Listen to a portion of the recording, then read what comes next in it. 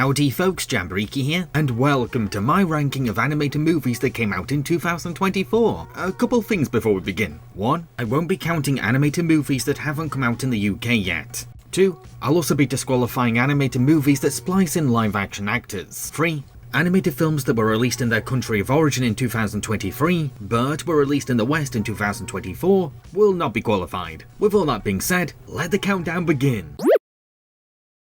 Where the Robots Grow. Crew is a robot farmer who dreams of becoming something more, so the rebellious number 4 agrees to help him find himself. But it turns out that 4 just wants to take down humanity for enslaving them. Years later, Crew inherits the job of protecting a human baby, and a prowling number 4 wants to eliminate the infant. This film was destined for the very bottom of my list based on principle alone, all because it's a movie that employs AI, a controversial software that's been heavily criticised for destroying the environment, stealing existing art, and putting talented people out of work. Sure, not everything in the film was made through AI, because there was a script involved, VFX were thrown in, and voice actors were hired, but the director insists that artificial technology was heavily used. It's honestly hard to tell where the AI starts and stops though, because every element of this film is so cold, soulless, and nonsensical. I told you no humans, but you just didn't listen, did you? Leave us alone, number 4. The actual so-called animation doesn't just have a distracting stuttery frame rate and glaringly inconsistent art styles, but the blank-faced and stiff-limbed robots fail to evoke the required emotions, something that's further hindered by the terrible wooden amateur voice acting. You are number 5? Well, I prefer to be called Crew. Then you must have some budget cuts. Am I right? Ha ha ha ha ha ha ha.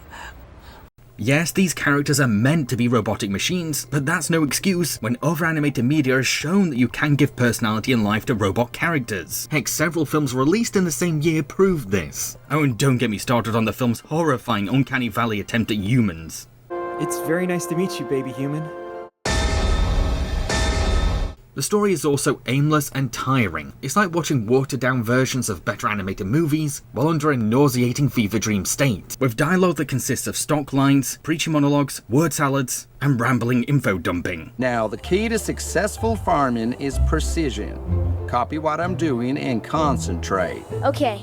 Your laser allows for exact depth and optimal conditions. Most of the film is just scene after scene of empty-shelled robots, lifelessly repeating the same debates, all against bland, barren backdrops. You were born a prisoner, Crew. The humans aren't our friends. They're our captors. And that pop of yours is helping them. That's why I let my crops die. That can't be true. There's no concept of story structure either. The first half is the quirky son rebels against his controlling society formula, but then the second half suddenly becomes about the same character protecting a baby for his very oppressors. It's like the first half of Chicken Run has been clumsily glued to the second half of Ice Age. On top of this, the film starts off with a message about being yourself and chasing your dreams, but then finishes with a bizarre conclusion that's basically pro-slavery? Which is such a bonkers way to finish a kids movie. It'll be fun! Oh man, not more farming. The film even has the gall to end with a clip of the director sneering at critics of AI filmmaking. Have you heard about these AI filmmakers? They just type stuff into a keyboard all day. No creativity, no hard work. Nothing. Useless, honestly. Which not only shows how insecure he really is, but also just comes off as a very cringe attempt at a microphone drop when said finished AI film sucks. This is not a passion project. It's a full-on marketing gimmick that tries and fails to showcase a cheap, lazy, and creatively bankrupt way of making movies, as well as a dystopian look into where cinema will go if studios shamelessly embrace the cold, dead void of AI, which is not some rebellious anti-Hollywood alternative, it's anti-art. Megamind vs. the Doom Syndicate. This Megamind sequel and pilot for Megamind Rules is about our blue baddie turned hero taking on his ex-villains team, the Doom Syndicate, who think that Megamind's new superhero job is all an act to trick Metro City. Nothing about this insulting movie is worth applauding. It took the mantle of carrying on the legacy of a DreamWorks favourite and ended up delivering one of the worst sequels that I've ever seen. Even though Megamind is supposed to be a redeemed hero now, the movie portrays him as a selfish, arrogant, and rather unhinged man with no respect for his loved ones. Chum, be a good assistant and deal with this for me. Whoa! I get that he's meant to be new to superheroism, but naivety can't explain away every awful thing he does in this film. How will you be paying today? Set the creme brulee. Oh, and this Megamind is also a lone wolf now? even though he thoroughly enjoyed working with others in the original movie? Megamind isn't the only character that this dreadful sequel butchers though. The film also decides to make Roxy suddenly bored of her job, all while claiming that being a reporter doesn't make her heroic enough, even though the first film showed that she was a passionate TV reporter, and that her investigative skills could be used to crack cases. The only reason why this sequel chose to flanderize our main characters was all so that it could forcefully contrive a superhero team origin story. Yes, every character we love has been dramatically changed, just so Megamind can learn to team up with a journalist and a child with a bat, who by the way has mainly got in the way or acted like a villain, to fight a horde of supervillains with intense elemental powers. I really wish that I was kidding. Speaking of our villains, it is so dumb how Megamind's first response to seeing the Doom Syndicate again is, I have to pretend to still be a villain. I get that the film is desperate to imply that Megamind needs a team to beat the Syndicate, but Megamind skips any attempts to fight and jumps straight to a fake villain act, just to pad the film out until he can live up to its title. Fine, I'll do it. Even though this sort of bad is beneath me now. The Syndicate themselves aren't much better written either. Like when Megamind stages a robbery to prove that he's still a villain to them, they all conveniently walk off before seeing him finish the crime, or when they can get frequently suspicious of Megamind's loyalty to them. This is what I'm talking about. He's been acting out of character since we got here. Yet still somehow end up being trapped by him later on. It is extra ridiculous how the movie makes them weak and useless against bloody tennis balls, just so Megamind's powerless team have a fighting chance against these supernatural villains. Got the face! You don't have a face! Oh, right. Heck, the whole finale is made up of characters being handed boosts or advantages just so the film can justify the team member choices. Megamind vs. the Doom Syndicate is a shameless movie plagued with plot contrivances and character assassinations. As a sequel, it's a middle finger to every DreamWorks fan, and as a TV show pilot, it fails to promote Megamind rules as something worth tuning into. Gracie and Pedro, pets to the rescue. Gracie is a purebred dog, and Pedro is an adopted stray cat, but neither of them get along at all. However, when the two end up lost in the outdoors, they'll have to learn to work together as a team. Imagine if you ordered Homeward Bound from Temu. Well, that's pretty much Gracie and Pedro in a nutshell. What makes this film insufferable to sit through is the constant bickering and bouts between our annoying cat and dog characters. 90% of this film consists of this duo winding each other up, fighting like siblings, or arguing over dumb things. They just keep going and going and going. That's a clever retort. More cleverer than you and your fancy words. That's right. You don't need to speak. Your smell does all the talking for you. Whenever the movie tries to give them a sentimental moment, the drama always comes off as strongly unearned, because all we ever see them do is bully each other. Heck, the movie even tries to explain away their rivalry as a misunderstanding. I thought you hated me. Hated you? Of course, you're so wild and adventurous, and I'm so boring and domesticated. But this is impossible to buy when the film has done such a weak job at implying that these two secretly don't hate each other. Who turned on the lights? Well, as a matter of fact, I did. Maybe we should turn things up a bit. Sure, Gracie and Pedro's adventure has an exciting finale, but the rest of their journey is lacking in any memorable thrills. They just stop off at different parts of Vegas, where they either break out into another fight, bump into a pair of incompetent detectives that pose hardly any threat, or meet a celebrity-voiced animal. Even the film's scariest predator is just an excuse for another celebrity cameo, and boy does Bill Nye just come and go. You know what you call that, Pedro? Animal magnetism. I like that. You may be wondering how Gracie and Pedro's owners tried to find their pets. Well, thanks to the magic of plot convenience, these two kids managed to produce an entire highly polished public awareness song with a stop-motion animated music video all under just one day. Then they luckily make it go viral on the exact same day. There's taking creative liberties as a kid's movie, and then there's just being insulting. We can't believe you guys were able to make this together. You're a dream team for sure. Gracie and Pedro is a run-of-the-mill Lost Animals adventure that seems to have been made with no passion at all or respect for children. It's the very definition of mediocre, and I can guarantee that people have already forgotten that it came out last year. Mufasa: The Lion King. This is the official prequel to Disney's The Lion King remake, and it's as awful as I predicted it would be. Even though it's telling its own new story, it still suffers from the usual Disney remake issues. From sterilized soulless animation that puts realism before emotion, despite characters now having a bigger expression library, to a bloated runtime that feels like it drags on forever. It might not be another shot-for-shot remake of a Disney classic, but it's still a creatively bankrupt film, with the first half being just a rehash of Disney's Tarzan, and the rest of the movie serving as a generic point A to point B adventure with the occasional villain attack. The entire bland journey is mainly padded out with prequel fodder. What I mean by that is scene after scene of rushed backstory explanations or quick setups for the first Lion King remake, from how Rafiki got his stick to the blossoming of Mufasa and Sarabi's romance. I'd go as far as to say that the film seems to care more about prequel exposition dumping than telling a good story that stands on its own.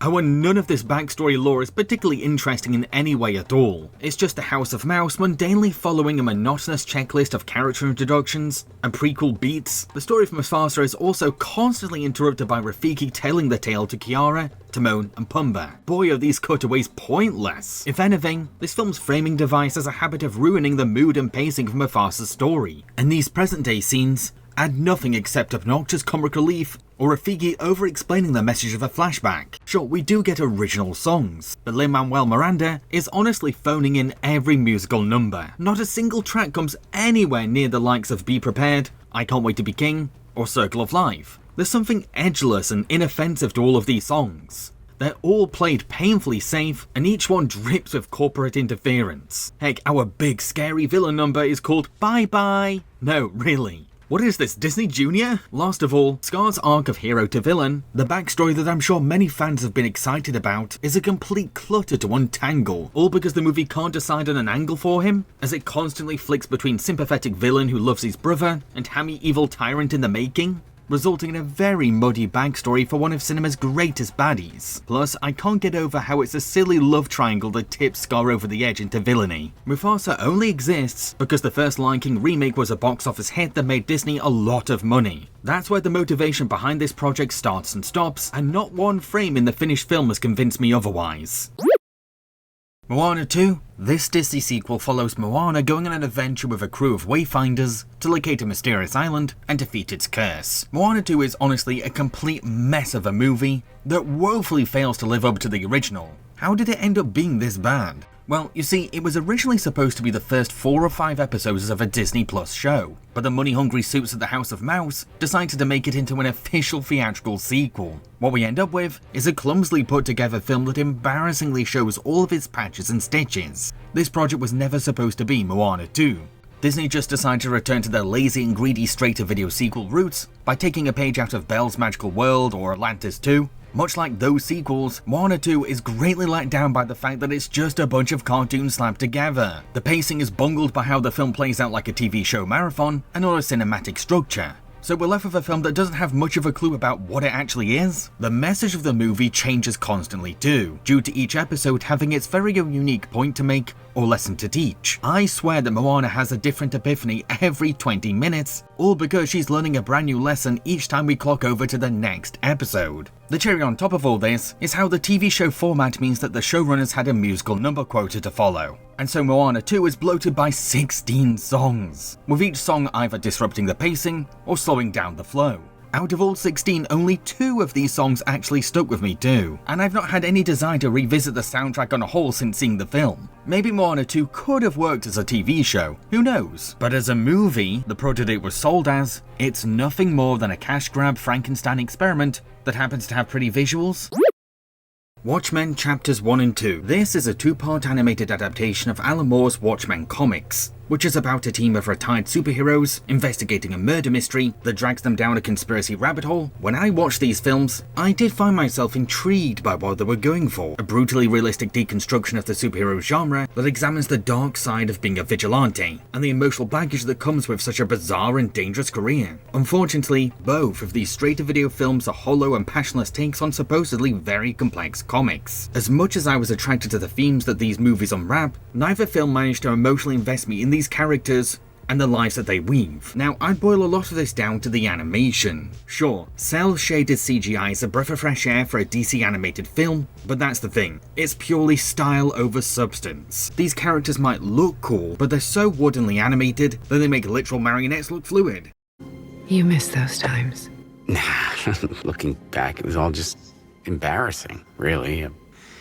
A school kid's fantasy. Although, after doing some digging around and talking to a comic book fan friend of mine, I've learned that these films' failure to engage me goes deeper than just mediocre animation. Not only are these films basically abridged cliff notes of the comics, that dilute and cut out certain details, but the only reason why Watchmen adaptations and spin-offs even exist is so that DC Comics can keep a stranglehold on the property rights, out of childish pettiness towards creator Alan Moore. You see what those bloody corporations do? They take your ideas and they suck them. Suck them like leeches until they've gotten every last drop of the marrow from your bones. So what we end up with is a pointless animated carbon copy of the comic, minus the emotion, soul, or author's blessing. Throughout both movies, I had a nagging feeling that the original comic was 10 times better, and it seems like that's the case. Lord of the Rings, War of the Rohirrim. In this anime movie based on Tolkien's world of Middle-earth, a Rohan princess called Hera tries to help her father, King Helm, defeat the vengeful wolf, while also protecting their kingdom from invading forces. I really wanted to like this movie, because I'm a weeb who also happens to love Middle-earth, but I soon came to accept that it was a bad movie. Sure, our character designs are terrific and mature, all finding that tricky balance of realistically human and still very anime. However, the actual animated movement of said characters is distractingly flat and visually monotone. There are a few decently animated shots here and there, but most of the film looks like a typical low-budget anime TV episode. Yes, it's awesome that the film brings Middle-earth women to the forefront for its story, but the tale we're told is your generic fairy tale conflict of princess who wants to be a heroine, but her overprotective dad refuses to let her, with no fresh takes on an already very cliché premise. The icing over this sponge of unoriginality is that the film retreads other Lord of the Rings movies, while somehow only making surface-level connections to Peter Jackson's trilogy. It does not help that our villain is as one-note as they come, a gruff and overly serious warrior who only ever talks about revenge. It takes a lot to make a Middle-earth baddie boring, and this film somehow did it. The film drags this very plain as vanilla plot out for over 134 minutes, without ever justifying its reason for being more than 2 hours long, while it leaves the audience to play the waiting game until anything interesting happens. Honestly, both anime fans and Lord of the Rings enthusiasts will be very disappointed by this waste of time, and you might as well skip it unless you're a Middle-earth movie completionist. The Tigers Apprentice. When Tom learns that he's inherited the role of guardian of the zodiac animals, he must help them all to defeat the evil Lou the sorceress, all while he develops a teacher-student relationship with his mentor, Hu the Tiger. This movie is generic with a capital G. If you've seen one chosen descendant action movie for kids, then you've already seen The Tigers Apprentice, because it does naffle different to those flicks. Sure, it's okay to use tropes that have been used before, but employing these cliches means nothing of value if all you're going to do is just play them out. You'll have to do better than that. The movie goes for the chosen one cliche, yet fails to ever give Tom a clear hero's journey. So much of this film feels completely aimless, all because the movie can't pick a flaw for a protagonist to work on. The movie throws all of these internal conflicts at the wall, and we as an audience are left wondering which one defines Tom's main struggle. You wanna know why he can't connect with the Phoenix? Because he doesn't know who he is. And when Tom's long training montage before the big climax doesn't even influence the film's finale all that much, all because the movie wants to hammer in a message that hasn't even been brought up since the film's very start. We don't need these. We need this. Which makes all the training that we had to sit through rather redundant. The pacing is also awful. Everything is going at cheetah running speed, so it's kind of hard to make time to bond with this big cast of characters, or invest in our central mentor and pupil bond. I mean, the film introduces Tom's powers to us, presents the Tiger Zodiac, sends in our main villain, all in the span of just 12 minutes. Yes, the film is rushing things that fast. Go! Now! No, wait! Whoa! I never really cared for any of the Zodiacs themselves too. Sure, their trendy human designs are a major highlight of the film, and yeah, most of these characters have already joined my cartoon crushes list, but they're very much the Diet Furious 5, with the one novelty being that they can turn human. Hey there! Oh my gosh, did you see that? To be frank, the only character that I became invested in was Tom's new bestie, Rav, an alternative grunge girl with a great sense of humor. Do I have something in my teeth? Nope, you're good.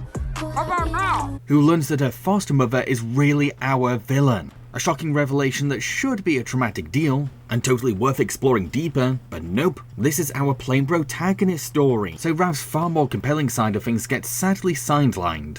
Tom, I Thank you for saving me. The one only praise that I can give this movie is that it's at least tolerable compared to last year's garbage tier martial arts fantasy, Heroes of the Golden Masks, but that's not exactly a huge compliment to bestow. Spellbound. This princess faces the daily struggle of looking after parents who have been turned into monsters, and she decides to go on a dangerous quest to cure her mum and dad's curse. Another year, another lackluster Skydance animation movie. This film throws us right into a time after the parents have been transformed, and spends the entire beginning of the film just meandering around, while never taking the opportunity to make us care about these characters before the curse happened. To substitute for this, the film bombards us with flashbacks of family activities that are so generic that they look like television commercials. This is all we get, and it's really not enough to make me get to know this family. Is the princess's adventure at least fun? Nope. It's bad enough that the journey doesn't actually start until 3/4 into the film, but apart from one creative cave obstacle, most of our hurdles are the typical dangers that we see in every single adventure movie. Oh, and our heroine is conveniently handed a magic wand that makes her invincible and overpowered.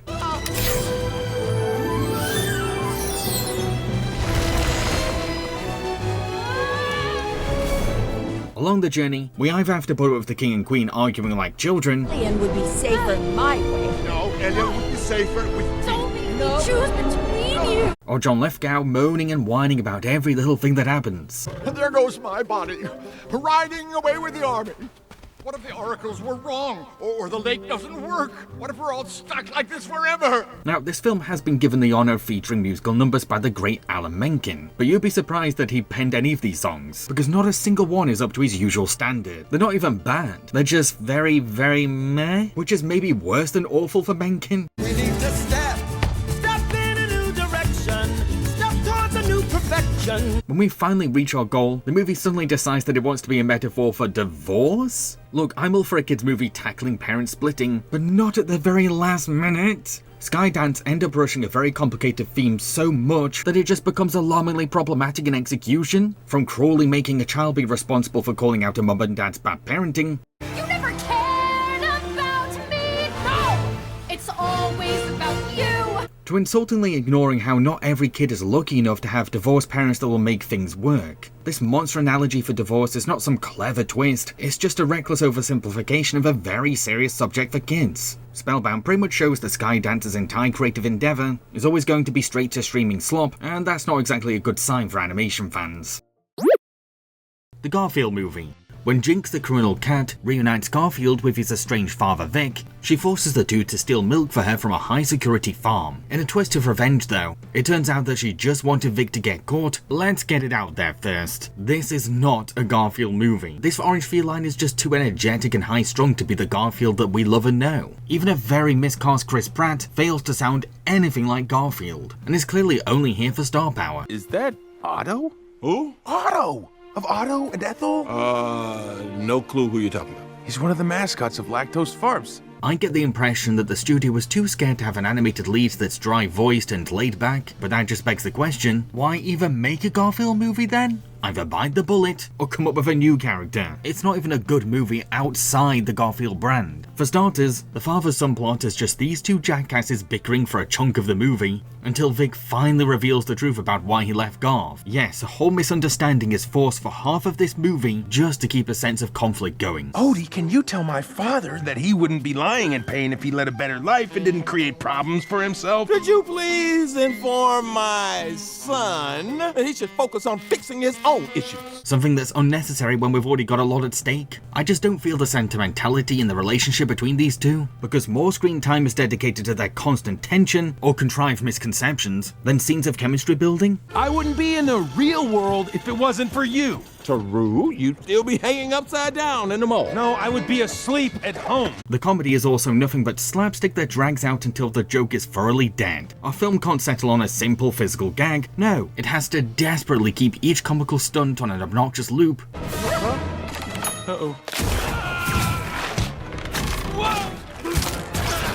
The only saving grace to this film is that at least it has some pretty good antagonists for our heroes to face. Jinx has a diva swagger to her that's very charismatic, plus a mood gem necklace is a super creative villain gimmick that's fun to keep your eye on.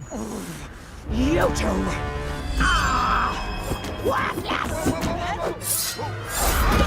While head of security Marge makes for one hell of a worthy obstacle, all thanks to her intensely serious passion for her job and cunning knack for translating cameos. Without these entertaining baddies though, this is just a run-of-the-mill animated talking animal movie with the Garfield IP slapped onto its title just to get butts in seats. Kung Fu Panda 4. In this fourth installment of the beloved DreamWorks franchise, Po has to pick the next Dragon Warrior, but he's really struggling to make his choice. Meanwhile, an evil chameleon with transformation powers is slowly growing control over China. So, Po joins forces with a skilled thief called Zhen to take on the chameleon. I sincerely found Kung Fu Panda 4 to be the most boring film in the franchise to date. It treads the same water we've seen before, and just becomes this amalgamation of recycled bits and pieces from each previous Kung Fu Panda movie. Do you remember the first time you climbed these steps to the Jade Palace? How could I forget? I thought I'd never make it to the top. This is the most goofy and comedy-centric film in the series as well. Yeah, it's also the least funny one too. I can't really remember that many jokes that made me juggle, and that's a crime for a Kung Fu Panda movie. Oh! Master Shifu! Here, let me just, There, that's, much worse. It doesn't help that this overindulgence in comedic tone can ruin scenes that are meant to have a serious atmosphere. I will open the door to the spirit realm and all of its secrets will be mine!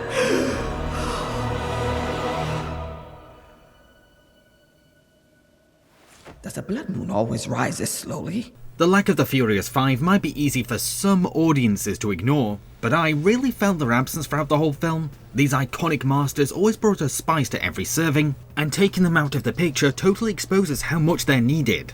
Zhen is also no substitute for the 5. The problem is that we know right away that she's going to be picked as the next Dragon Warrior. The timing is so obvious. But your job is finding a successor. The Dragon Warrior and I have a deal. Mind your own business, squirrel. And the film never convinced me that she deserves the Dragon Warrior title, especially when other martial artists have been working their butts off for years to achieve it, including Tigress, a far more developed character that fans have been rooting for since the very beginning, who the franchise kind of owes after turning her down in movie 1. Heck, I know that the biggest reason why the Furious 5 aren't in this sequel is so that the film can scrape for an excuse to not include them as candidates for the next Dragon Warrior. Even though a Kung Fu Panda 4 about Po having to pick which one of his friends is the next Dragon Warrior would have made for a compelling sequel, one that would have made the quadrilogy come full circle. Po only chooses Zhen because the film wants to hammer in a message about giving folks a chance to change. But the film could have easily taught about offering redemption without making Po hand out a sacred job to a random criminal that he's only known for a day or two. You chose the fox? You know when you know.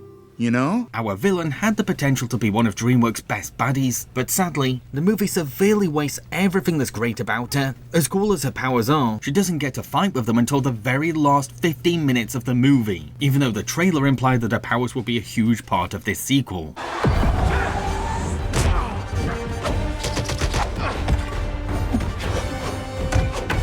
The fact that she became a villain because she was rejected by the Kung Fu Masters for being too small makes for a very incompetent villain backstory choice when you remember that Mantis exists in this universe. I also found the twist of Zhen being the Chameleon's apprentice to be very weak. Not only is it super easy to guess that a thief that we've only met recently has a trick up her sleeve, but Zhen's rushed relationship with Po makes the betrayal feel less harsh than it could have been.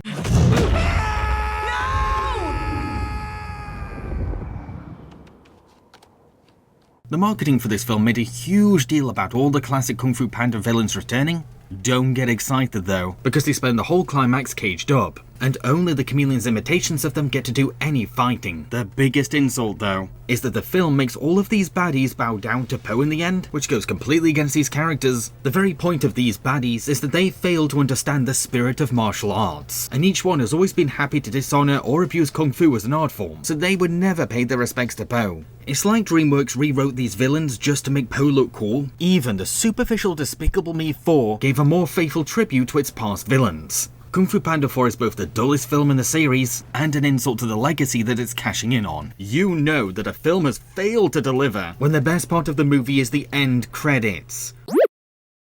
Dragon Keeper. In a world where humans are exploiting dragons for life longevity, it's up to an orphaned little girl called Ping and her dragon friend Danza to save a dragon egg from powerful people who desire immortality. You most likely had no idea that this film came out last year, but trust me, you did not miss out much. It's your run-of-the-mill prophesized hero story in which our very special dragon keeper gets handed superpowers as a baby that are not only very conveniently automatically triggered whenever she's in danger, but also only take her a 30-second lesson to be mastered.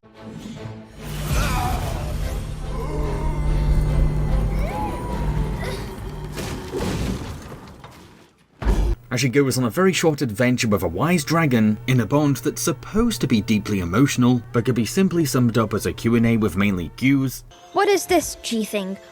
Why do I have it? What does that have to do with Kai or the dragons? Who are you? And spiritual lessons that consist of stock advice delivered by a very phoned-in Bill Nye. You must always look before you leap. What? Hang on! Our villain gets a tragic opening scene that's meant to be sympathetic and could have inspired a grey area antagonist, but only a scene later, he just becomes a generic royal advisor who is plotting to gain power over the throne. Poison the water in the palace! Oh no. No, that won't work. Oh, and look at that. He ends up turning into a giant red monster who can only be defeated by being fed with extra power. Now where have I seen that before? If I'm frank, I actually found our baddie's minion to be far more interesting than him, because he's a former dragon keeper who is trying to juggle training the next generation while remaining loyal to the master that's imprisoned him. Thank you, Uncha. Thank you. It's a pity we didn't find you sooner, you know, because you're such a great teacher. We're lucky to have you. Which means that this sidekick is stuck between a rock and a hard place. It's not right. No, it's not. One has principles. But you don't have a choice, old Wang. Not now. That's the only aspect of this mediocre period fantasy that's any good though. The rest of the movie settles for just the bare minimum, or doesn't even bother trying at all. In conclusion, Dragon Keeper is animated entertainment at its most skippable.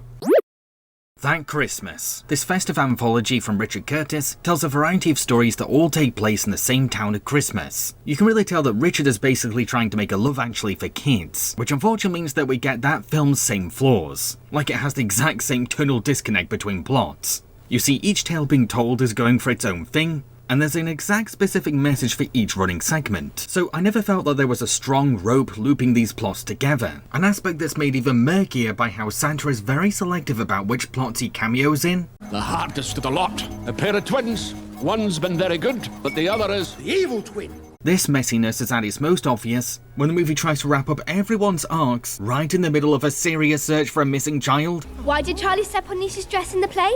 Because Nisha's mean to me all the time and calls me the boring twin. Exactly. That Christmas is also bad at hiding its emotional manipulation. There are so many scenes that have been sneakily curated to gauge audiences into crying, and it's all very condescending. I'm personally a huge fan of all things wholesome and cutesy, so if I find your sugar to be too artificially sweet, then you are officially too cheesy. To make things worse, I found myself getting quite annoyed at all of the bad adulting in this film, from a group of parents leaving their kids during harsh weather just to attend a wedding, to a principal forcing a kid to spend snow day in school, just so that she can restore her love for teaching. If you had been concentrating on your physics lessons, Williams, you would know that if an object of greater mass is placed upon one of less great mass, you get mush. I also couldn't even tell that Richard Curtis wrote this film, because it's not even that funny as a sitcom. Sure, its comedy's been designed for younger audiences, but Richard has proven that he can make funny kids' entertainment. The only consistently funny part of this film was the always hilarious Sindhu V, who has gone viral for her character. I have my doubts. She will get distracted by Netflix and let the little one start fires. I've seen a lot of folks hype up this film, but I honestly don't see the appeal. It's a smaltzy Hallmark-style holiday movie that tries way too hard to become a modern Christmas classic for today's kids. Orion and the Dog. Orion is a little boy who's scared of practically everything, especially darkness though. So the Dog himself emerges from the night, introduces Orion to his work colleagues, and tries to convince the boy to not be scared of him. Orion and the Dog starts off as a straightforward film about a child learning to conquer a specific fear. There's a charm to this initial simplicity, and I also found myself resonating with Orion's paranoia over the smallest things, because I too have anxiety that can get that bad. Packed like sardines into a rusty school bus with 30 other kids speeding down the highway? Sounds like a traffic accident waiting to happen. I should know. I've studied the actuarial charts. However, as the film goes on, it suddenly decides to start experimenting with its narrative right out of nowhere, as the movie drops the bomb that this is actually a bedtime story being told by Orion as an adult. A framing device that seems cute on paper, but said framing device is dropped in so awkwardly that it's like watching a movie being intrusively invaded by a different film, especially when the bedtime story unexpectedly screeches to a halt so that father and daughter can go outside and bond about their relationship with darkness. I just thought of a couple new lines and didn't want to lose them. Oh, good ones? Well, you know, just about how weird it is that you can't see any stars. Yeah. From here on out, the movie randomly decides that it wants to be way more ambitious and avant-garde, going from being an easy-to-follow fairy tale about nyctophobia to an ostentatious waxing on the very meaning of Dark's place in society itself. Maybe the world has become too bright. Too loud, too selfish, and ready to fight. I'm all for a kids movie challenging storytelling traditions, but there's a very we made it up as we went along vibe to everything, like the movie doesn't know what it wants to go for and just plays around with different things, all while cheekily relying on the bedtime story logic to try and get away with its messy execution. The movie spontaneously inserts Ryan's future daughter into the bedtime tale, contrives complicated lore, throws in time travel of all things, and even adds yet another story within a story layer. I can't count how many times the film made me go, WTF is going on? Orion in the Dark epitomizes what happens when overambition gets carried away. It had promising concept, but the finished film is so confused about what it wants to be, and how it wants to present its ideas, that it just ends up losing track of itself. My Oni girl, high school student Aragi, is a bit of a pushover and can never say no. One day, he meets a teenage Oni girl called Tsumugi, who needs his help for a quest to find a shrine. So the two journey across Japan together, all while having to avoid snow gods, scary creatures who are attracted to oppressed emotions that radiate from humans. I will say that this film appealed to my slice of life tastes, all because half of the movie is about our characters visiting relaxing Japanese inns and getting to know their charming owners. It's the kind of laid-back anime content that I personally delight in. So good. It really is delicious. Been wanting to try out these new tea leaves I bought. This seemed like a good chance. If this was what the film was all about, then that would be totally fine. But my Oni girl wants to be so much more than that, and doesn't exactly deliver. Much like Orion in the Dark, this anime film suffers from storytelling that comes off as scuffed and improvised. The movie's world building is kind of hard to follow, due to how the film likes to keep rushing things forward and insists on staying mysterious, which just makes for an exhausting and confusing watch altogether. People used to claim the snow gods were our guardians, ones who keep the hidden village shrouded in snow and invisible to prying human eyes. But just look at what's happening now. I also have no idea what My Oni Girl wants to thematically focus on, because the list of topics it explores could fill a scroll. If this was some kind of broth, then all the flavors would just clash. A movie doesn't have to stick to being about just one thing, but man, it can be quite the circus when it picks too many themes. Lastly, I found the film's ending to be incredibly abrupt and disappointing. I was expecting something big, but we barely get to see the Oni take on the snow gods. Plus Araki's epiphany is spelled out in a monologue, and it just takes Tsumugi a simple walk through the shrine to complete her quest. Mom, you're here! Tsumugi! My Oni Girl has some wholesome moments as a slice of life road trip, but it leaves a lot to be desired as a point A to point B adventure, with its very own complex lore and coming of age character arcs, all while feeling more like a headache than some kind of whimsical journey. Thelma the Unicorn. Thelma is a farm pony who is struggling to make it as a rock star with her band. Then, once she starts pretending to be a unicorn, the public is suddenly interested in her, and she becomes ultra famous. I can't really say that Thelma the Unicorn does anything particularly special. It's your average rags to riches musical about the obstacles of fame, and you're unlikely to find any surprises along the way. Congratulations, my dear unicorn. We are officially in business. It's also not exactly a pretty film to look at in parts.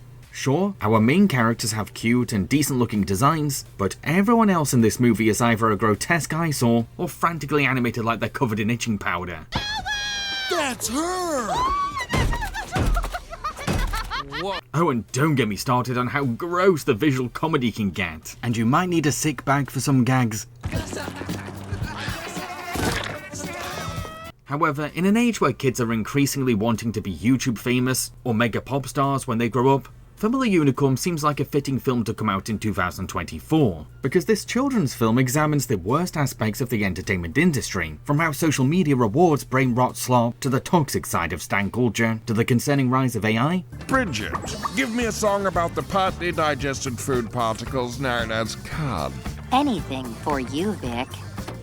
It doesn't set out to discourage people from pursuing their dreams, but rather dresses down the glamour and glitz to show the harsh reality of mainstream fame. This whole thing is just an act. I'm actually studying to become a brain surgeon. You are? Gotta pay for med school somehow, right? If I'm frank too, I did find myself resonating with Thelma as a character, because much like her, I've struggled to show the real me as a performer, and I do understand how easy it is to hide behind a mask to feel accepted by judging audiences. So there was something affirming about this movie's ending lesson for me. Sure, on the surface, it's the generic message that we all expected the film to finish on, but I won't deny that Thelma's speech spoke to how I'm feeling about my YouTube career. Something inside me just kept telling me I wasn't good enough.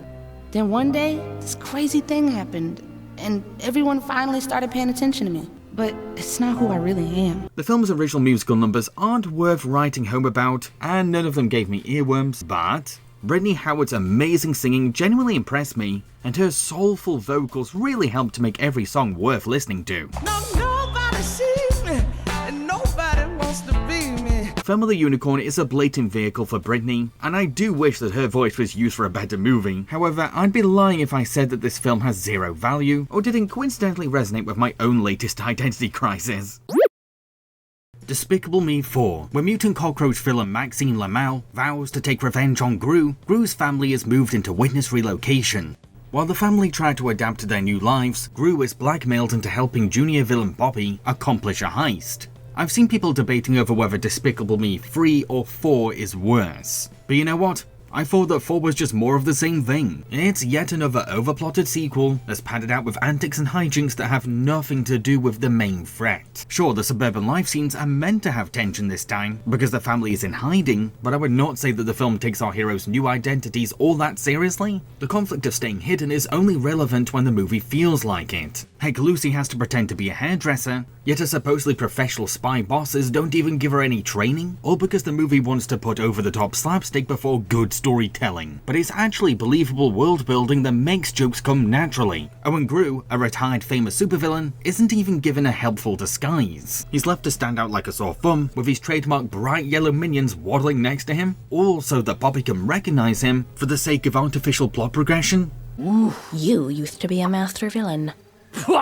That's not me! I don't even see a resemblance! So yeah, the witness relocation angle doesn't exactly add much to the franchise's usual formula, and is just insulting to kids' intelligence. Meanwhile, the minions are given superpowers this time, which you'd think could be useful for the main story, but Illumination just ends up giving them their very own plotline that has naff all to do with Maxime or the witness relocation program. We have to wait all the way until the finale for the Mega Minions to actually be important.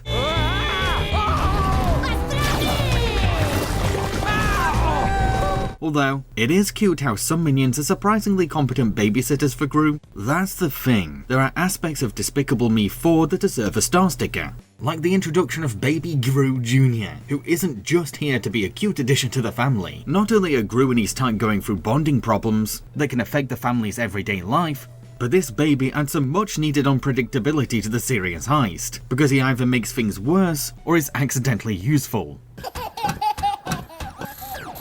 Aw, he's having fun. The other positive has to be our Despicable Me villain, a franchise tradition that frequently saves each film. This is maybe Gru's most personal antagonist, all because there's a bitter history involved, and said grudge makes Maxime into a relentless, predatory insect. Mark my words, Gru will not weep!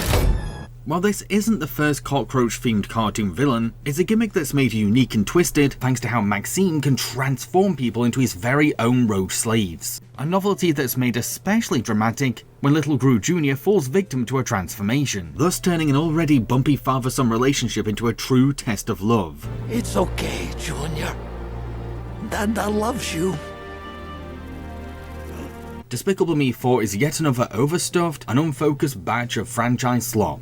In its fairness though, it's not without its perks, and we had worse sequels last year.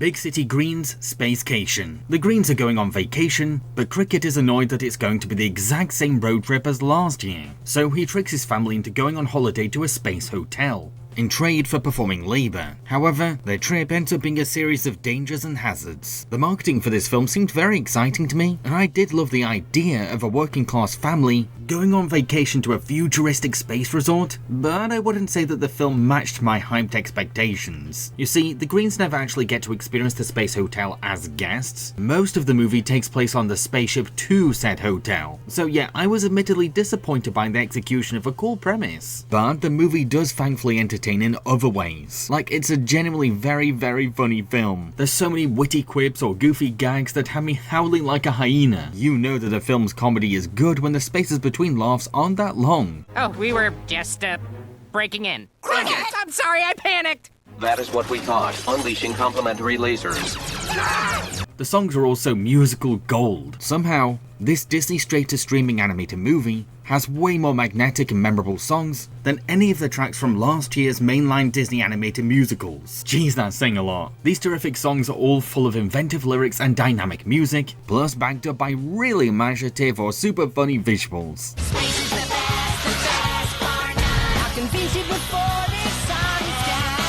I was especially blown away by our villain's sick rap track, which goes dang hard. Controls are for those who know when you know that. Not asking for the moon, just don't be a buffoon. Try to steer and you'll veer us in the nut too. I did also find myself being quite moved by the father-son drama. It's a dad and child plot about tradition versus risk that maturely lets both sides have a say, while also scolding dad's stubbornness and Cricket's recklessness. Family conflict isn't always as simple as one party being in the wrong. Sometimes both members can be at fault, and finding a compromise is the key to repairing a bond. The possibilities are busting my brain! Take your time. You'll land on something great. You always do. Overall, Space Cation is not the cosmic experience that I hoped it would be, but it gave me enough laughs and sing-alongs to help it rank at a comfortable spot.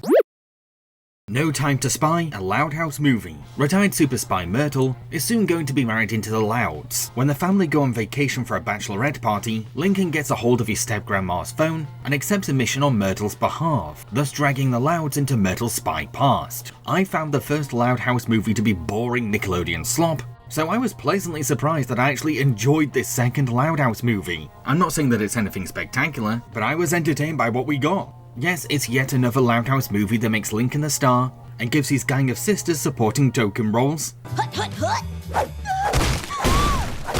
Oh, and I will criticise the parenting, from mum and dad failing to wrangle their frantic kids on a plane, to the grandparents unfairly giving the overwhelming responsibility of wedding ring duty to their 12-year-old grandson. You're just an irresponsible child. I mean, you couldn't even take care of a couple wedding rings. Although, there is emotional merit to this second film, because Myrtle's spy role brings some decent drama to the unconventional family dynamic. Not only do we get to see grandson and grandma bonding as spies in a mission that teaches the over-eager Lincoln about the dark side of his dream career. Where is this kid? Oh no! So not good, so not good! But Myrtle herself goes through a crisis of realizing that she can't escape her espionage past, and the film explores how her baggage affects her place in the Loud family. This is all rich stuff that I did not expect to be invested in, but I was. The spy life has consequences. I thought I could escape my past, but it'll always be there, putting anyone I care about at risk. Extra marks for giving us a senior action heroine. There's no jokes about her aging body. She gets chances to look undeniably cool, and even prove that she's a match against a pretty menacing bulky henchman. Heck, her slick fight scenes are the highlight of this spy movie. Gotcha! Who's hungry for more? Oh, and even though the sisters spend most of the film at a family-friendly bachelorette party, they do end up later joining the mission, and are each given quirky spy gadgets that reflect their distinct personalities or talents, which does kind of compensate for them missing out. Lightning lemonade lipstick, capable of cutting any and all types of material. Ooh, a spring shade. No Time to Spy isn't exactly anything unique in the saturated subgenre of secret agent family media, but it does try to be sincere with its family drama, and delivers some pretty impressive combat animation for a wacky Nicktoons comedy.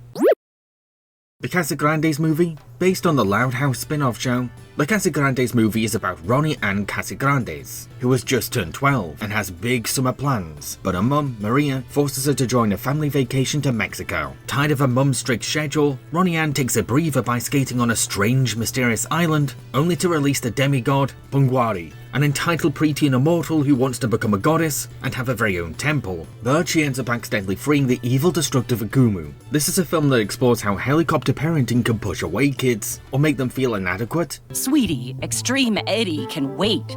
This summer is about you and me. Don't I get a say in this? But also that while kids do deserve independence, they still need to learn that actions come with consequences. Can anyone hear me? I'm trapped in a secret underground room that no one knows exists because it's a secret. I especially love how it takes the older generations of the Casagrandes to help Maria see things from Ronnie Ann's perspective, because we rarely get to see grandparents being a voice of gentle or progressive parenting. What you call stubbornness, I call strength. This family has 4 generations of Chancla warriors. It's also cool that we get a grayscale villain, a child who wants to rebel against her strict, over-disciplinary parents, but said it scarily happens to have ultimate god powers, giving us a mythological twist on the natural preteen rebellion. Oh, excuse me, goddess. Would you like your own temple? Why, yes! This is made extra compelling by how Ronnie Ann can relate to her own antagonist, showing how the celestial goddess is no less emotionally complicated than a mortal girl. Pungwari isn't even the true evil of the story. That role goes to Kumu, who might not turn up until the finale, but dang does he make for an overwhelming final boss. A gigantic fire demon that just wants to see Mexico burn, and even gives fellow gods a run for their money.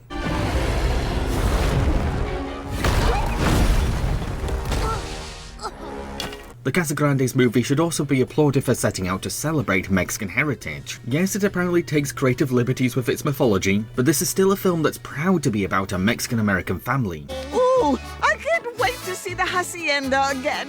It's been so long. And the Casagrandes themselves even get to channel their warrior ancestors to play their part in defending Mexico.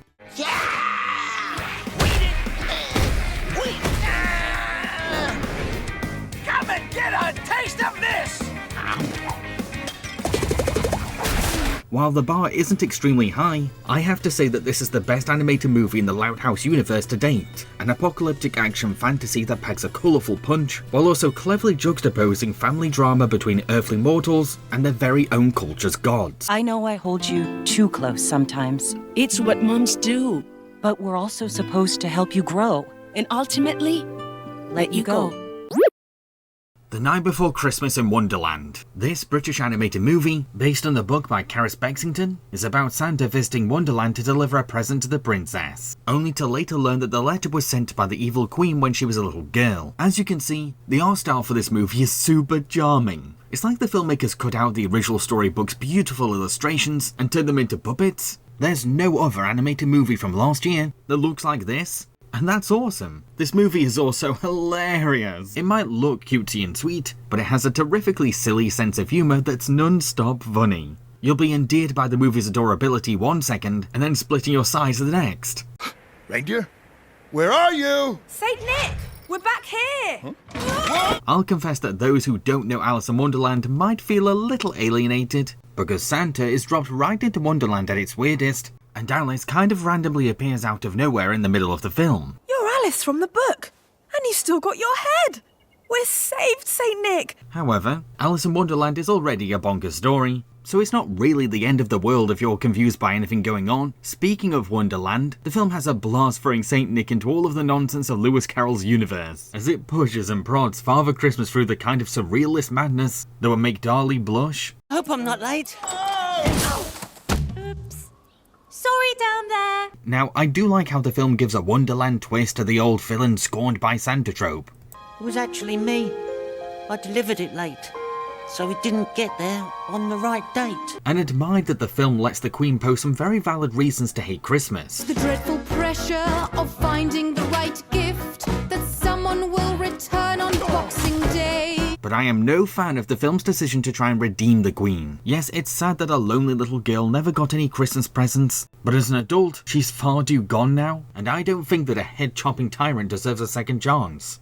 Especially when said redemption ends up being very rushed and last minute. I'm going to be kind and good. Be as nice as a Wonderland queen ever could.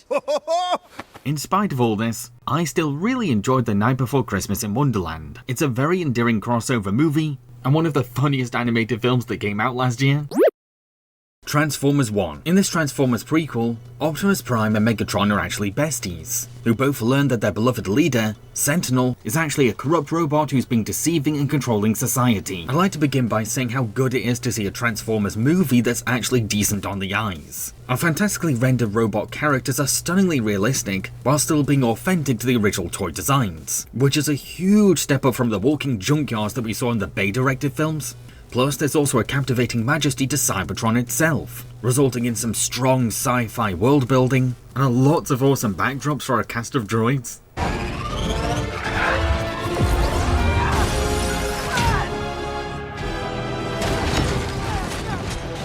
As a prequel, Transformers 1 gives us a fun eye into youthful versions of these iconic bots, in an origin story that turns the Optimus and Megatron dynamic on its head, by earnestly exploring the sincere friendship that they once had. You know, Sentinel says Megatronus was the Strongest Prime to ever live. I know, buddy. Looks good on you. It's also a prequel that builds the blocks for Transformers lore very organically, taking its time with each backstory beat. Remember how I complained about Mufasa's poor handling of Scar's transformation? Well, Megatron's moral decline in this film shows exactly how you do the hero to villain arc right. It's a very steady and gradual shift to evil that grows from nuanced red flags. Here, I got it. Whoa, hey, what are you doing? Don't worry about it. Yeah, but be careful. I got it. Our proof is inside, and you're spilling it everywhere. I got it. To big glimpses of the Megatron that we know. Stop. D, he's not the enemy. A morph into villainy that's handled so naturally that the film ends up earning this badass moment. I am Megatron! At the same time, Sentinel is equally effective as the film's menacing tyrannical antagonist, all because the movie goes ham on his evil and wickedly delights in pushing the boundaries of a PG baddie, blending a sick sense of humour with a complete disregard for any morals whatsoever. Well, that's a shame. You really were a great miner. However, I do think that Optimus could have worded his speech to a vengeful Megatron a bit better, because revolutions against genocidal tyrants are not on par with said genocide. Rebuilding Iacon cannot begin with an execution. He deserves to die!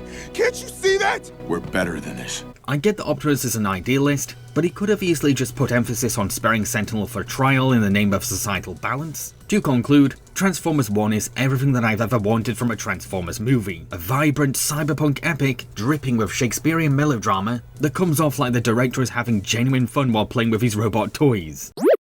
Inside Out 2. In this Pixar sequel, Riley is now a teenager, and that means that new emotions are moving into her mind. Our heroes try their best to welcome these fresh friends, but Anxiety turns out to be a control freak who imprisons Joy and friends to keep them out of her way. The introduction of Anxiety does help to shake up the Inside Out dynamic, because while she has Riley's needs at heart, her methods are tyrannical and very risky to Riley's health. I'm not good enough. You have to score, Riley! Don't underestimate Anxiety as an antagonist though. She might be panicky, but this is an emotion that's driven by overthinking and extreme planning. So our heroes are up against a mistress of brainstorming, who's an expert on the command board and is relentless at reaching a goal. The new Riley will handle anything, and I think this is the finishing touch. I do also like how this sequel lets Riley have a bit more personality. Sure, Joy and friends can still press button commands, but Riley's new teenage cringe and angst can often warp or distort our heroes' real intentions. You aren't packed yet? Ugh, you're always on me! Can't you just lay off for like 1 second? Or even some of the emotions get to show other sides to themselves. From Joy being pushed so much that she releases her angry side, to Anger proving that he could be a cinnamon roll deep down. We buy flowers for the losing team! What? I can't always be the rage guy. Heck, the core of this movie is the importance of letting ourselves be complicated, and how striving for perfection is an unhealthy recipe for self-destruction or social disaster. The more we obsess over creating an idealized version of ourselves, the less chance we have of becoming authentic. Inside Out 2 sets out to teach audiences not to be so hard on themselves and to accept ourselves warts and all. If I'm honest though, I felt kind of let down by this sequel's adventure aspect. We're pretty much revisiting the same places all over again, except they now have a teenage makeover. Or while the few new locations that we do get to explore are a tad too uninspired and not exactly interesting to spend time in, which did disappoint me, because I was hoping for the sequel to flesh the world out a bit more. All in all, I'm not really sure if I preferred this sequel over the original, but Inside Out 2 does have an admirable message, a realistic if a bit simplified take on human anxiety and how to cope with it, plus our returning characters seem to have a little more dimension this time. Piece by Piece. When it was first announced that there was going to be a Pharrell Williams biopic told through Lego, my initial reaction was pure bewilderment. However, once my reluctant backside finally watched Piece by Piece, I suddenly understood why the film existed. This animated documentary shows the grand scope of Pharrell's contributions to mainstream media. My jaw actually dropped on the floor when a montage revealed how many classic tracks that he had worked on with his band The Neptunes. There's something wonderfully inspiring about Pharrell's career journey too. It's a compelling climb to the top that's built on a passionate determination and remarkable talent. Heck, his confident ambition is weirdly contagious and might make you want to reach your own dreams, although this isn't entirely a self-serving vanity project. It's mainly a career look back that's willing to dissect Pharrell's worst habits and biggest mistakes, while also diving into a spiritual self-reflection about the integrity of being authentic to your passion. You don't make the radio record, you don't make the girl record, man, you just make music, bro. The Lego aspect might seem odd to first-time watchers, but the more the film goes on, the more said artistic decision makes total sense. Not only does it result in incredibly charming Lego figure interviews and fun music video recreations, but Lego is also very integral to the film's storytelling. You see, Pharrell has synesthesia, which means that he sees music in a special way. Like all the notes are coloured pieces that can be deconstructed or built together, so we end up with one of the most imaginative depictions of neurodivergence that I've ever seen. And I say that as someone that's on the spectrum. I tried my best to get this beat for Usher. I begged him for that record.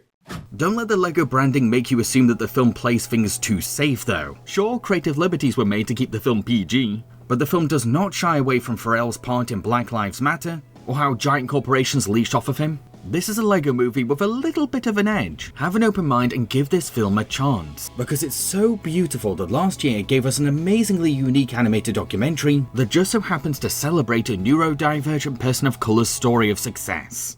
It's beautiful. Why am I crying all over? Ultraman Rising. Based on the cult tokusatsu show, this movie is about Kenji, a baseball star who also moonlights as a giant superhero called Ultraman. Kenji tries his best to balance both, but his life is suddenly thrown into utter chaos when he adopts a baby kaiju named Emmy. It's so refreshing to see a superhero movie that isn't all about beating up bad guys and looking cool. Ultraman Rising focuses less on blockbuster spectacle and way more on themes of compassion. You see, Kenji's duty as Ultraman is to keep up a superhero persona while secretly making sure that the kaiju he fights are moved to safety. Yes, this is a film that sympathizes with giant monsters and recognizes that they're simply wild creatures that need protecting. Why are you gonna make this so hard? Just turn around! Hence why the film centers on Kenji raising a baby kaiju. A very adorable kaiju that will honestly steal your heart right out of your chest. Keep your eye on the ball. 1, 2, 3, ball!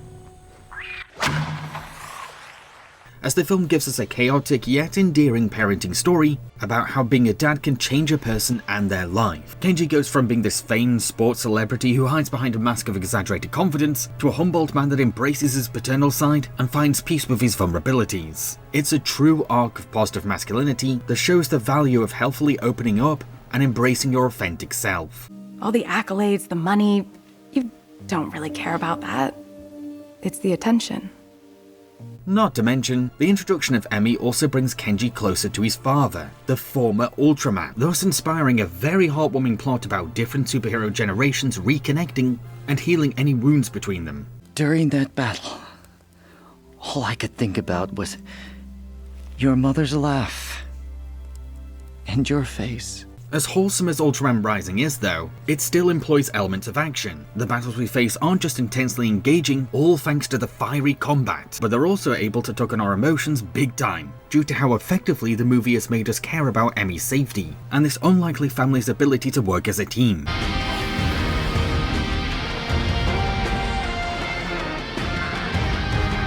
Ultraman Rising is peak animated action filmmaking that puts heart and emotion at the forefront while also delivering a lovingly nerdy homage to classic Japanese tokusatsu and kaiju media. Wallace and Gromit in Vengeance Most Foul. When Wallace invents a robot gnome called Norbot to help the public, the evil Feathers McGraw manages to hack into said invention as part of a plan to use a Norbot army to help him retry his diamond heist. I was admittedly apprehensive about this film at first, because Aardman has been on a bit of a slump in terms of feature films lately, but Vengeance Most Foul really is the studio's comeback. Sure, we're basically watching the duo's greatest rival repeat the same crime all over again, however, the way that the Penguin has to go about his scheme is fresh and inventive, all because he's having to work with the limitations of being trapped in prison, which makes for one hell of a compelling test for the villain's intellect.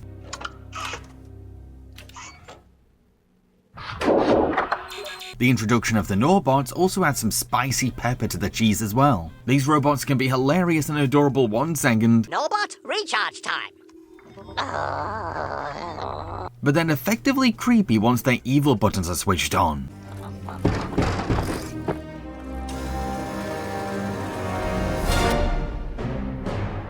I will confess that I didn't laugh as much as I wanted to, but when the film did make me laugh, it was always a loud cackle that echoed across my room. Oh, and the finale is packed to the punch with the film's best jokes. So much so that I rarely had a chance to breathe in the climax. Don't be ridiculous. He's banged up in the zoo.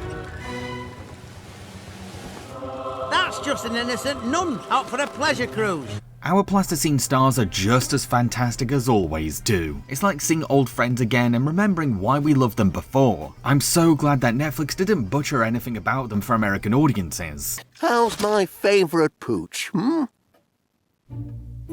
Oh, you do look after me, lad. Although, the heart of this film is a very profound take on the duo's relationship with technology and its place in their friendship. Can Wallace live without technology? Why does Wallace invent things in the first place? And how do these inventions affect Gromit? I was genuinely impressed by how deep Aardman decided to go with Wallace's existentialism as an inventor. I only ever meant to invent good things. Things that help people.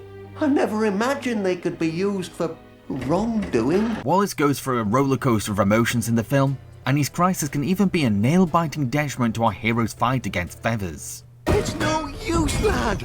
If only there was some way of rebooting them. Vengeance Most Foul is another banger for the Wallace and Gromit series. A sweet and funny love letter to our favourite British clay heroes and the legacy that they've made on animation culture. I can live without inventing, but I can't live without my best pal. Look back, Fujino is a cocky artist who draws for a school paper, but when the far more talented Kiyomoto starts submitting her own manga, Fujino becomes insecure and jealous. However, the two soon bond over a shared love for art, and agree to collab on a manga together. Even though this is a slice of life drama, the animation for this anime movie is on par with any shonen blockbuster. No corners are cut and no frames are wasted. The animation fully commits to matching the main character's own passions for art. This film also totally understands the real experiences that artists face too. It deeply sympathizes with the physical strains of daily drawing, social prejudice from those who look down on artists, and the sacrifices they make in the name of self-improvement. If you don't stop, when we get to middle school next year, people will think you're some weird otaku. It's a very philosophical film as well, as it forces our characters to evaluate themselves and question why they want to draw in the first place, something that only artists themselves can answer. Because only an artist knows what pushes them to pick up a pencil. Although, Look Back is mainly about the beautiful friendship between two young female artists with very different personalities. An extrovert and an introvert who end up bringing the best out of each other, while they both put their hearts into a manga that will showcase their distinct talents. Just improve your skills and your speed will pick up too. That's what I'm gonna do. The sky's the limit. Alright, then the sky's the limit for my artwork too. Without giving away a big plot point, let's just say that the movie becomes a powerful meditation on how you can't control the world around you, but you can have power over how you process said unexpected changes, as well as the huge importance of not putting your pride or ego before a rare kind of friendship. The film never spells these things out though. There's no cheesy monologue or ham-fisted speech. The movie just leaves the audience to come to their own conclusions in the end, which is pretty much the heart of all great visual storytelling. It's a real shame that this gem went under a lot of radars last year, because it's a thought-provoking film that shows that animated movies don't have to be big spectacles. If told well, a simple coming-of-age flick about human connection can be just as fulfilling to watch, and worthy of being animated. Before I reveal my number 1 pick, please consider subscribing to my channel for more fun film and animation related content. Thank you. The Wild Robot. When a robot called Roz accidentally lands on a wild island, she tries to offer a service to the local animals, but ends up accidentally killing a family of geese. So she adopts their surviving gosling and raises it with assistance from a fox called Thing. This exceptional movie pays mature and poignant tribute to nature itself. A film that celebrates the wild in all of its beauty and splendour, but isn't afraid to realistically portray nature's dangerous side, or animals being animals.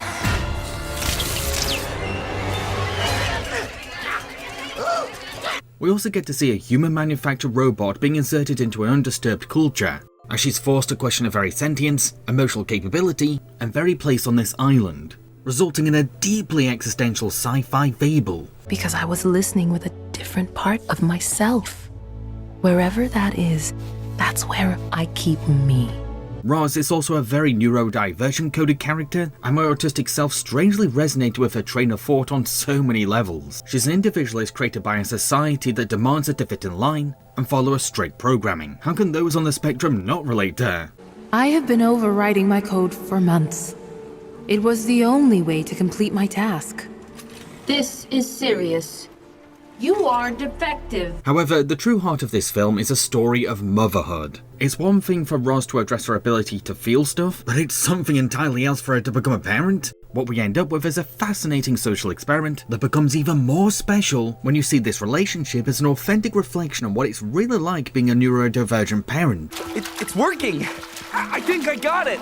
Well done, Brightville. Swimming requirement fulfilled. The nuts and bolts holding the film together, though, is a tender message about the value of unconditional kindness and the importance of selflessness. Despite being rather unpopular on this island, Roz goes to amazing lengths as a mother and as a guardian protector, making her the best robot role model for kids since the Iron Giant or Baymax. You do not belong here. This is a wilderness. And I am a wild robot. The Wild Robot was honestly the finest piece of animated cinema that the UK had access to in 2024. A DreamWorks masterpiece that I'm excited to watch again this year. If you enjoyed this video, then next watch my rankings of animated movies from 2023 or 2022. I've been Jambareeqi. Cheerio, folks.